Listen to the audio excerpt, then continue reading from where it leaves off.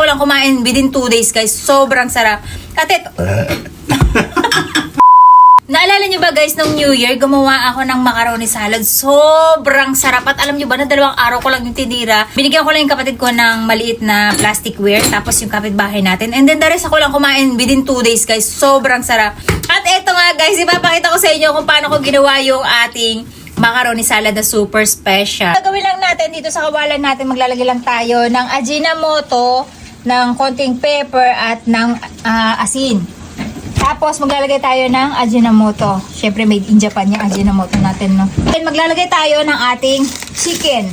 Hindi ko na yan inano guys, dinefrost kasi para matunaw na rin siya dyan. So guys, maghiwa muna tayo ng ating carrots. Etong carrots natin, saktong-sakto, malambot na siya. So hindi na natin siya kailangang palambutin. So pag ganyan siya guys. So lalagay lang natin siya. Okay. Ayan. Ayan natin. Okay. Ito sa ating sangkap. Ayan. Ito yung ating last na sangkap. And then, yung susunod natin yung ating macaroni. Ito siya sa mas malaking lalagyan kasi hindi siya kasya. Para natin palalumunan ng lola nyo. Grabe guys, amoy pa lang. Wala pang mga sangkap yan ha. Wala pa yung sahog natin. So mag-add lang tayo ng konting salt and pepper. Yan.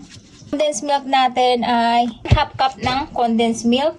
Half cup ng mayonnaise guys. Gagamit tayo guys ng ating white cream. Ayan. Ayan. Kulang siya sa cream. So ganyan ako magluto guys. Hindi siya talaga yung tansyado. Nilalasahan ko. Ito na guys yung salad natin. Look! Tingnan nyo, lumalapot na siya, di ba?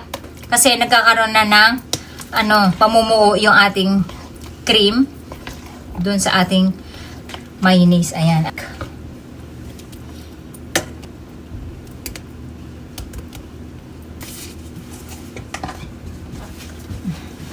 The next day.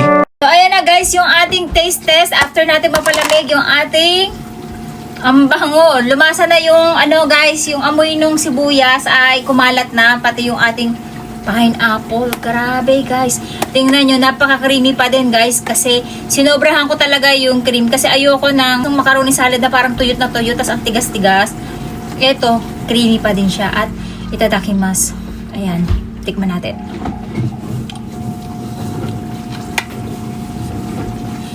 Sarap talaga guys ng sibuyas pag kumakalat ng lasa niya. At actually, 3/4 to. Kaya lang, nung hindi pa siya malamig, kumakain ng lola nyo. Pero, hindi pa siya gano'ng kasarap. Kasi nga, hindi pa lumalasa yung sibuyas natin, yung chicken natin, yung pineapple natin. Ngayon guys, perfect! Ang pinaka-the best dito guys, tingnan nyo na ma'am. Diba? Ang creamy. Hindi tinipid. Ang sekreto, dagdagan nyo yung nama cream nyo o yung Nestle cream nyo. Tapos dapat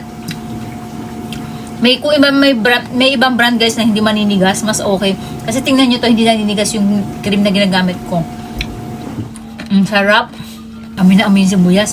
Siyempre, kinukutsara ko na siya guys kasi mauubos ko na rin to ngayong araw na to. Ang sarap. Pati yung cheese natin guys, ang sarap. Grabe, lasang-lasa. Yung pepino natin, ang sarap din. Kasi nga, kahapon, yung tinikman ko to, medyo maalat pa. Alam niyo kung bakit? Kasi, naglagay tayo ng salt and pepper. Pero yung pepino natin, kumakatas yun guys. Ganon din yung ating carrots, sibuyas. Kaya magiging sakto lang yung lasa niya. For me, perfect na macaroni salad guys. At itry nyo na din. Hindi kayo magpapahiya sa bisita nyo, promise.